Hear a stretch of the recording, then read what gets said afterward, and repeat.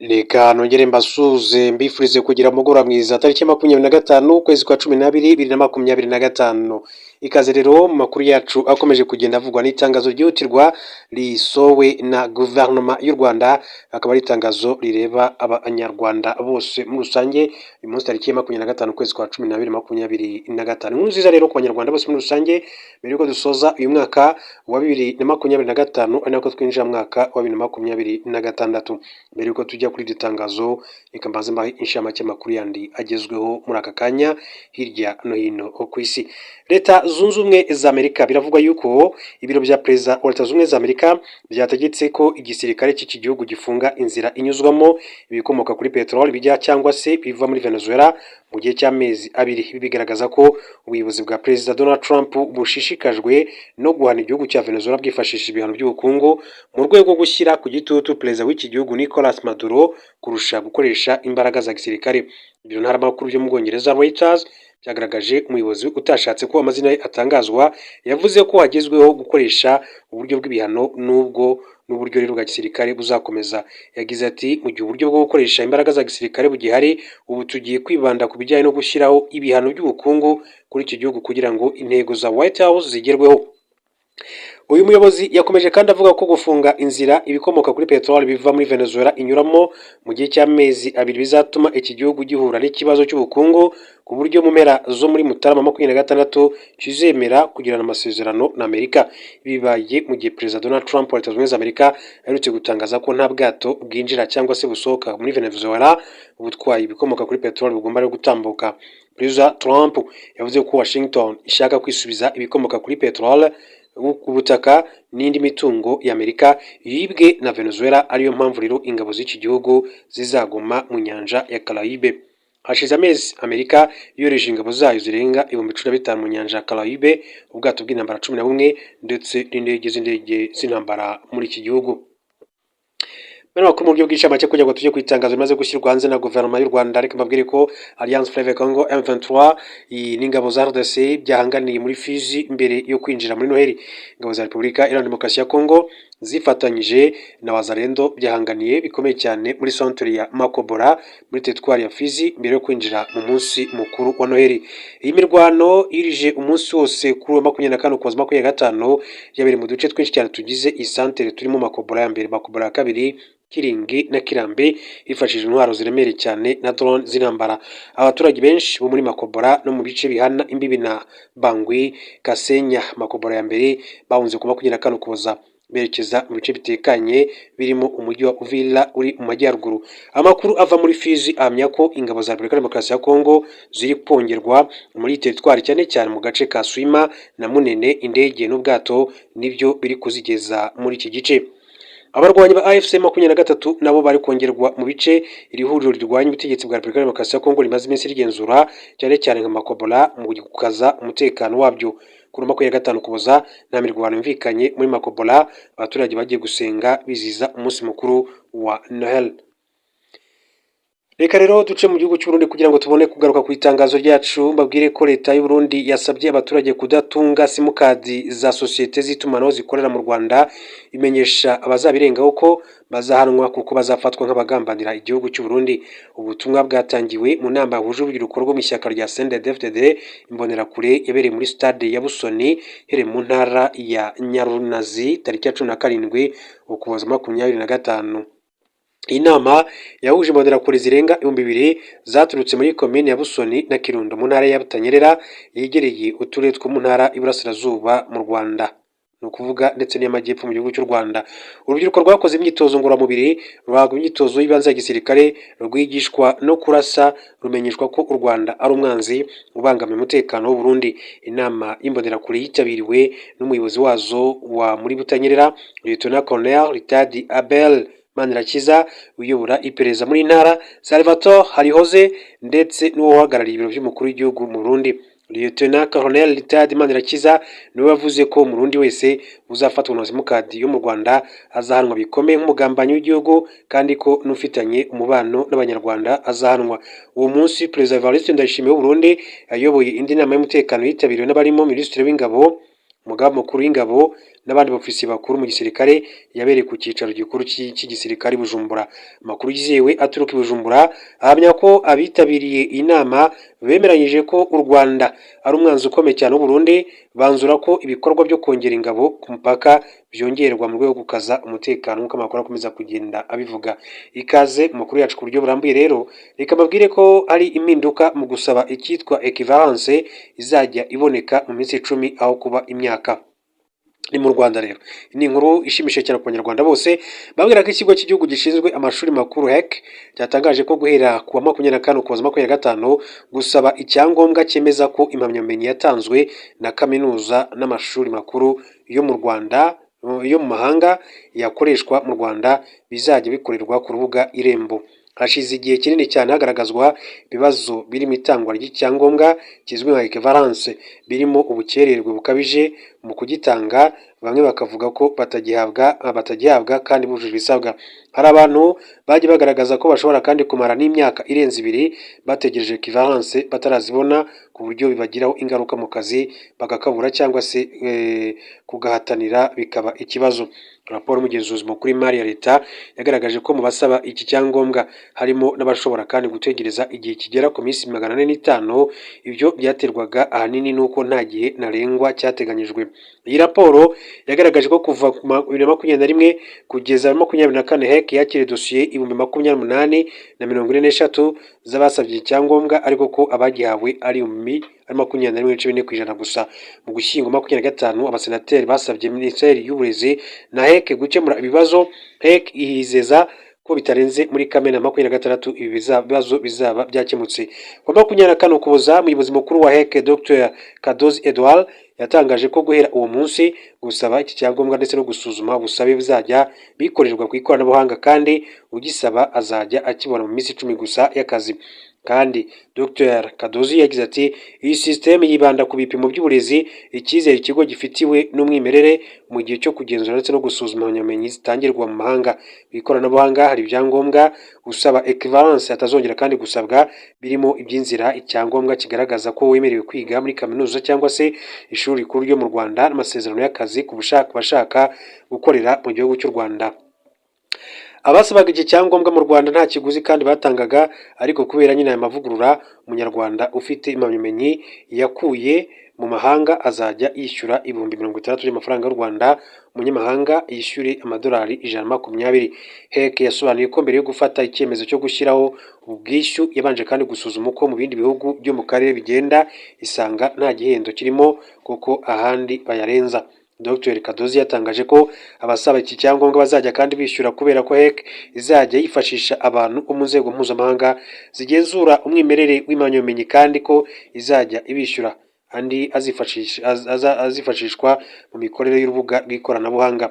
Ku banyamahanga bazajya kandi bishyura amafaranga menshi ugereranyije n'abanyarwanda. HEC yasobanuye ko biterwa n'uko isuzuma ry'umwimerere w'impamyabumenyi zabo risaba ubushishozi ndetse bwinshi cyane ugereranyije n'abandi. Mu gihe usaba iki cyangombwa atagihawe bitewe n'impamvu zirimo kutuzuza ibisabwa, ariko we yemeza ko ntacyo atatanze, hashyizweho uburyo bwo kujurira akazajya kandi asubizwa binyuze mu mucyo. Uburyo bw'ikoranabuhanga kandi bwashyizweho bugaragariza uwasabye iki cyangombwa aho isuzuma ryacyo rigeze kugeza gihawe. Mu gihe kandi hari icyangombwa kibura, usaba azajya kandi abimenyeshwa kugira ngo nacyo agishyireho cyangwa se amenye urwego rutaranga amakuru asabwa, nk'uko amakuru akomeza kugenda abishimangira. Mu yandi makuru akomeje kugenda avugwa muri aka kanya, reka mbabwire ko Minisitiri w'Ububanyi n'Amahanga n'Ubutwererane w'u Rwanda Ambasaderi Olivier Nduhungirehe akaba yagaye meya w'umujyi wa Kindu mu ntara ya Maniema muri Repubulika ya Demokarasi ya Kongo wabujije abaturage kwambara imyenda yanditseho Visit Rwanda. Meya wa Kindu Augustine Atuku Mulamba yasobanuriye abanyamakuru ko kwambara imyenda bigamije kwamamaza u Rwanda mu buryo butaziguye cyangwa se buziguye, bityo ko abanyekongo bagomba rero kugaragaza urukundo bafitiye igihugu cyabo cya RDC. Mulamba yateguje abanyekongo bazarenga kuri itegeko ko bazafatirwa ibihano bikomeye cyane, asobanura ko nk'ikimenyimenyi aba mbere bamaze gutabwa muri yombi n'inzego z'umutekano. Yagize ati inzego zataye muri yombi urubyiruko hafi 20 rwari rwambaye imipira yanditseho Visit Rwanda. Ku 24 Ukuboza 2025 Minisitiri Nduhungirehe yagaragaje ko imyumvire ya Meya Mulamba ishaje, ati imyumvire ishaje mu gihe Noheli ati yegereje. u Rwanda n'umufatanyabikorwa w'amakipe y'umupira w'amaguru akomeye cyane ku mugabane w'Uburayi arwamamariza ibyiza nyaburanga binyuze muri gahunda ya Visit Rwanda. Ayo makipe harimo Arsenal muri shampiyona y'Ubwongereza, Paris Saint-Germain muri shampiyona y'Ubufaransa ifite ibikombe byinshi cyane muri shampiyona y'Ubufaransa, Atletico Madrid muri Espagne ndetse na Bayern Munich mu gihugu cy'Ubudage. Iri shyari ryatumye Reuters isaba ayo makipe yose guhagarika ubufatanye n'u Rwanda, ariko ntacyo byatanze, nibwo nayo yigiriye inama yo gukorana n'andi makipe y'Iburayi arimo FC Barcelona yo muri Espagne na AS Monaco yo mu gihugu cy'Ubufaransa.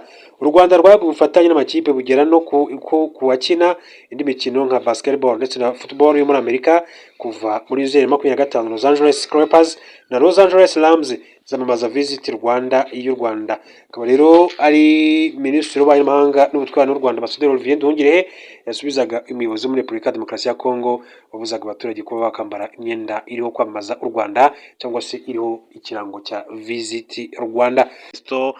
N'abandi bose mu byizihiza, reka mbabwire ngo Noheli nziza. Hanyuma rero reka tuganire ku makuru menshi cyane azindutse avugwa, cyangwa abari mu Rwanda ndetse no hanze y'igihugu cy'u Rwanda mudukurikira umunsi ku wundi 5 kuri 5. Mukomeze murebe handitse ijambo subscribe cyangwa se s'abonner mu rurimi rw'igifaransa, mukande kunzogera kugira ngo natwe muduhe Noheli n'ubunane. Hanyuma rero ubundi reka tuganire kuri aya makuru akomeje kugenda avugwa. Ni nkuru nziza cyane kuri Colonel Tom Byabagamba yabagiye mu gisirikare cy'u Rwanda igihe kitari gito, yabagiye mu basirikare barinda mukuru w'igihugu cy'u Rwanda imyaka bivuga ko isaga 20.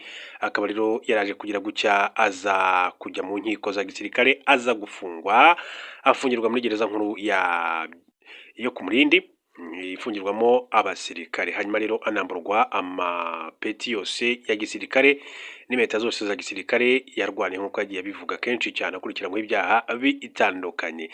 Nari nabibonye ko no mu minsi ishize hari abantu ku mbuga nkoranyambaga bari banditse bavuga bati ariko nk'ubu umukuru w'igihugu cy'u Rwanda Perezida Paul Kagame ntabwo ashobora kuba yatungura nka Colonel Tom Byabagamba akaba yamuha imbabazi akaba yamureka agataha, cyane ko amaze igihe kitari gito mu buroko, hanyuma imyaka isigaye wenda agasa nkaho afungiwe hanze akomeza ibikorwa bye bya buri munsi, cyane ko yamaze no gukura ikirego cye mu rukiko rw'umuryango wa Afurika y'Iburasirazuba.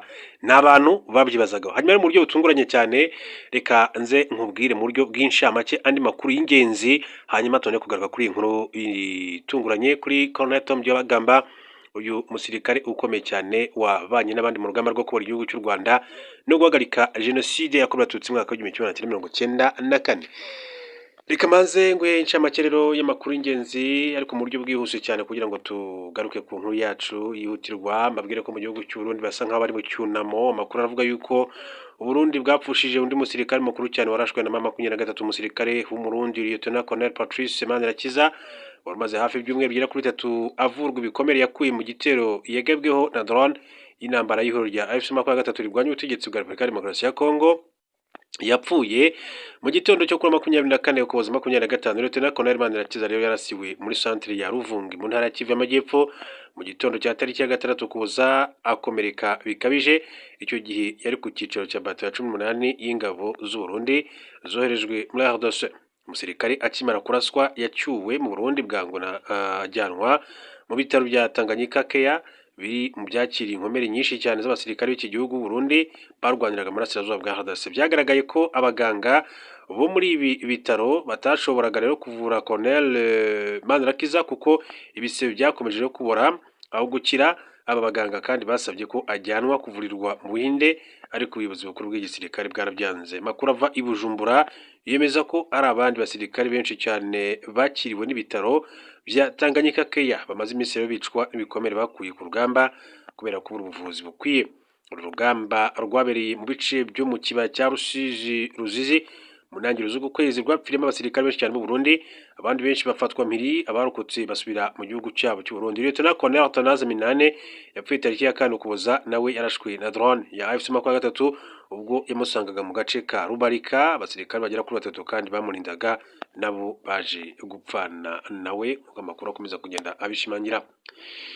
Twibutsa kugira ngo tugaruke ku nkuru yacu y'ingenzi, mbabwira ko hari amakuru yandi avugwa kandi mu gihugu cy'u Burundi. Aravuga yuko nyuma y'ifatwa ry'umujyi wa Uvira abasirikare benshi cyane b'abarundi batangiye kuva mu burasirazuba bwa Repubulika ya Demokarasi ya Kongo FARDC RDC ariko ibikorwa by'u Burundi muri aka gace ntibyahagaze. Perezida w'u Burundi Evariste Ndayishimiye yategetse urubyiruko rw'imbonerakure rwagiye mu burasirazuba bwa RDC kurwanya ihuriro rya FC23 kuguma muri RDC no kugenzura ibirombe byose bya zahabu. Kugeza ubu imbonerakure ziri mu duce turi hafi ya teritwari ya Uvira muri teritwari ya Fizi zicunga ibirombe by'aya mabuye y'agaciro. Nyuma y'uko ingabo z'u Burundi kandi zivuye mu bice bitandukanye muri RDC harimo Bijombo, Bibogobogo, Rugezi, Point Zero, Minembwe, Bijabo zigasubira muri Burundi tariki ya 14 Ukuboza 2025. Ifatwa ry'umujyi wa Uvira niryo ryabaye imbarutso yo gutaha kw'izi ngabo kuko u Burundi bwari bufite ingabo zirenga ibihumbi 20 muri Kivu y'Amajyepfo. Gusa intambara yo gufata Uvira yasize benshi cyane basize ubuzima, abandi bahungira iwabo no misozi ikikije Uvira. Imbonerakure kandi n'ingabo z'u Burundi zatangiye koherezwa muri RDC muri na 18 zigiye mu cyiswe ihuriro ry'ingabo z'abarundi neza RDC Tafoke Burundi Congolese Joint Task Force zoherejwe muri iki gihugu binyuze mu masezerano y'ibihugu byombi byagiranye yo kurwanya imitwe y'abarundi yakoreraga muri RDC. Ariko izi ngabo zimaze kugera muri iki gihugu zatangiye kandi gukorana n'imitwe y'abanyekongo ziteza umutekano muke zigamije kandi kwishakira amabuye y'agaciro. Gusa ubu imbonerakure zikorana bya hafi n'abarwanyi ba Maimai mu gucunga bimwe mu birombe bikomeye cyane birimo icya Mukela, Itota na Kanande byo muri Fizi, icya Kageregere, Gasozo, Mangwa ndetse na Masango byo muri Uvira na Kamituga, Nyabimbungu ndetse na Kitutu muri teritwari ya Mwenga. Ubwo Ndayishimiye kandi igaragaza nk'uharanira amahoro muri Repubulika ya Demokarasi ya Kongo ndetse no mu karere, ibikorwa byo bigaragaza ko ashyira imbere inyungu ze bwite kurenza amahoro. Avuga ko yifuriza RDC. Ndayishimiye avuga ko yohereje ibihumbi by'abasirikare b'abarundi hamwe n'imbonerakure mu burasirazuba bwa RDC agamije kugarura amahoro mu karere, ariko ingabo ze ntizigeze kandi zirinda abaturage cyangwa se ngo ziharanire amahoro, ahubwo uzashyigikiye ingengabitekerezo yo kumaraho abanyekongo b'abatutsi binyuze mu kubica ndetse no kubamenyesha, ndetse zirengera kandi inyungu zazo zo gucunga no gufata birombe. Icyakora zimwe mu mbonerakure zigaragaza ko zahungabanyijwe n'ibyabaye kuri bagenzi babo ubwo Uvira yafatwaga, birimo kubona inshuti zigwa ku rugamba, izindi zikahakomerekera bikomeye, ndetse ko aho gusubira muri Repubulika ya Demokarasi ya Kongo zahunga igihugu. Ni mu gihe izindi zigaragaza ko kugeza ubu zitarumva impamvu ziri mu mirwano muri RDC n'icyo zirwanira muri iki gihugu. Icyemezo cya Perezida Evariste Ndayishimiye cyo kohereza ingabo muri RDC cyashyize mu kaga ibihumbi by'ingabo byoherejwe muri RDC kuko abenshi bashize ubuzima, izindi zirakomereka ndetse izindi zibiviramo ubumuga bwa burundu. Ku rundi ruhande, ibikorwa bigamije kwigwizaho umutungo n'inyungu bwite bifite aho bihuriye n'izi ngabo byo bikomeje kwiyongera muri Repubulika ya Demokarasi ya Kongo, bigaragaza ko umutekano muri iki gihugu rero atari byo bishyizwe imbere na Perezida Evariste Ndayishimiye cyangwa se Perezida Neva. Mbere ko tujya rero kuri ya nkuru, reka mbanze mu buryo bw'inshamake nsoreze kuri inkuru, reka mbabwire ko muri Zambia umuryango wa Edgar Lungu wemerewe kandi kujurira icyemezo cyo gushyingurwa kwe. Umuryango wahoze ari perezida wa Zambia Edgar Lungu Chagwa wemerewe n'urukiko rukuru rw'ubujurire kujurira umwanzuro w'urukiko wategetse ko umurambo w'uyu mugabo ujyanwa muri Zambia ukaba ariho ugomba gushyingurwa. N'umwanzuro wafashwe kwa 23 Ukuboza 2025 nyuma y'igihe uyu muryango usaba ko Edgar Lungu ashyingurwa muri Afurika y'Epfo, cyane ko ari naho yapfiriye. Tariki ya 8 Kanama 2025, nyuma y'amezi abiri Dr Lungu apfiriye mu bitaro byo muri Afurika y'Epfo aho yari amaze iminsi ari kuvurirwa, nibwo urukiko rukuru rwa Pretoria muri Afurika y'Epfo rwategetse ko umurambo wa Dr Edgar Lungu Chagwa wayoboye Zambia kuva muri 2015 kugeza 2021 woherezwa mu gihugu cye kugira ngo ushyingurweyo. Tariki ya 15 Kamena, umuryango wa Dr Lungu wari wumvikanye na leta ya Zambia ko azashyingurwa mu mujyi wa Lusaka kandi ko leta ariyo izayobora ibikorwa byose kuko Edgar Lungu yabaye umukuru w'igihugu. Umuryango wa Dr Lungu wisubiyeho ufata icyemezo cyo kutohereza umurambo muri Zambia kuko utari wizeye ko leta izubahiriza ibyo yemeye. Byahishuwe ko Lungu yasize asabye ko Perezida Hakainde Hichilema atazitabira ikiriyo cye. Mu gihe imyiteguro yo gushyingura Dr Lungu yari igeze kure, urukiko rukuru rwa Pretoria rwahagaritse uwo muhango wagombaga rero kubera mu mujyi wa Johannesburg mu gihe hari hategerejwe urubanza nyirizina. Tariki ya 4 Kanama, urukiko rwumvise ibisobanuro by'umuryango wa Dr Lungu na leta ya Zambia bishingiye ku cyifuzo cya buri ruhande. gushyingura i Lusaka cyangwa se Johannesburg. Mucamanza yasobanuye ko gahunda yo gushyingura uwabaye perezida iteganywa n'amategeko ya Zambia, bityo ko icyifuzo cy'umuryango kitagomba kurusha uburemere y'icya leta cyo kumushyingura mu irimbi ryagenewe ababaye abakuru b'ibihugu muri iki gihugu cya Zambia. Kaze rero kuri ya nkuru yacu kuri Colonel Tom Byabagamba, umusirikare mukuru mu ngabo z'igihugu cy'u Rwanda, yabaye ndetse no kuri itsinda ry'abasirikare barinda umukuru w'igihugu imyaka myinshi isaga 20, afatanya n'abandi kubora igihugu cy'u Rwanda ndetse no guhagarika jenoside yakorewe abatutsi mu mwaka w'1994. Mbere yuko rero aza gutabwa muri yombi, akaba rero yari Colonel Tom Byabagamba. Hanyuma tariki ya 13 ukwezi kwa gatatu 2024 umwaka ushize, hari inkuru yanditswe n'ikinyamakuru cya Akadomo.com cyandikira ku butaka bw'u Rwanda bati Colonel Tom Byabagamba na Frank Rusagara bakwiye ikirego cyabo kuri leta mu rukiko rw'umuryango wa Afurika y'Iburasirazuba. Bibutsa ko mu minsi mike ishize avuga ko yabari nk'inkuru nziza, kuko hari abantu nabonye babaye nk'abakora akadeba cyangwa se akaganiro mpaka bavuga batari ko urebye igihe Colonel Tom Byabagamba amaze muri gereza nkuru ya gisirikare, wenda uretse n'ibyaciyemo nyuma gato mu nkiko ibyagiye bivugwa byinshi cyane, ariko ndetse hari nibwo bigeze kuvuga ko ashobora kuba yarigeze atekereza umugambi wo kuba yatoroka gereza. Ariko nyuma y'ibyo byose Colonel Tom Byabagamba bivugwa ko yakomeje kugenda agaragaza imyitwarire myiza, discipline yo ku rwego rwo hejuru muri gereza. Bavuga bati nta kuntu imyaka isigaye igera kuri 4 yayibabarirwa n'umukuru w'igihugu cy'u Rwanda akaba yasohoka akajya mu buzima busanzwe. Ati kuko umukuru w'igihugu cy'u Rwanda ati ni umuntu wagiye agaragaza ko agira impuhwe, agira imbabazi, bitewe n'abandi benshi bagiye bafungwa. Batanga ingero kuri ba Marike Edouard, aje bundi yahoze anabishima mu nteko y'umuryango wa FPR Inkotanyi. Bareba ba CJ Emmanuel Gasana, bose barakatiwe ariko baza guhabwa imbabazi mukuru w'igihugu cy'u Rwanda. Batiza imbabazi byaba byiza zinageze no kuri Colonel Tom Byabagamba, byaba byiza zigeze kuri Colonel Tom Byabagamba bitewe nuko nawe n'umugabo wakoreye igihugu, nubwo rwose yaje kugira gucya akagwa mu makosa akomeye cyane. Hanyuma rero Colonel Tom Byabagamba uyu wahoze ari Colonel mu ngabo z'u Rwanda, aho yari akuriye umutwe w'ingabo zirinda umukuru w'igihugu imyaka isaga 20, na Colonel Frank Rusagara bakuye ikirego cyabo mu rukiko rw'umuryango wa Afurika y'Iburasirazuba. Muri 2016 urukiko rukuru rwa gisirikare rwakatiye Colonel Tom Byabagamba igifungo cy'imyaka 21, ashinjwa ibyaha birimo kwangisha abaturage ubutegetsi buriho, gushaka kugira nabi umukuru w'igihugu no gusuzugura bendera ry'igihugu ubwo yari mu butumwa bw'akazi muri Sudani y'Epfo. Yajuriye muri 2019 akatirwa igihano cy'igifungo cy'imyaka 15 ndetse yamburwa impeta zose za gisirikare. Kugeza ubu amaze imyaka 10 afunzwe kuko yataye muri yombi bwa mbere muri 2014. We na mugenzi we bari batanze ikirego mu rukiko rwa Afurika y'Iburasirazuba bagaragaza ko batakabaye kandi bafunzwe nk'uko byategetswe n'inkiko z'u Rwanda.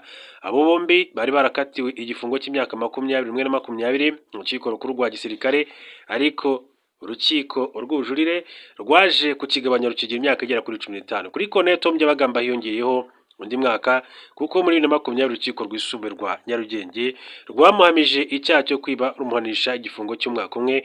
Muri 2020 nibwo batanze ikirego kandi muri urukiko rw'umuryango wa Afurika y'Iburasirazuba basaba ko ibyo baregwa n'ibihano bahawe byakorwaho. Bagaragazaga ko ifungwa ryabo rinyuranyije amategeko, by'umwihariko mu ngingo z'itegeko ry'amasezerano agenga umuryango wa Afurika y'Iburasirazuba. Ku rundi ruhande ariko Colonel Tom Byabagamba yasabaga ko urwo rukiko rwategeka u Rwanda kongera kumusubiza amapeti yose ya gisirikare yakoreye kuko urukiko rwayamwambuye. The New Times yatangaje ko ubunganira mu mategeko Maître Michael Osundwa yagaragaje ko ku itariki ya 13/24 abarega basabye urukiko rw'umuryango wa Afurika y'Iburasirazuba gukuramo ikirego cyabo, nubwo atatangaje impamvu basabye kugikuramo.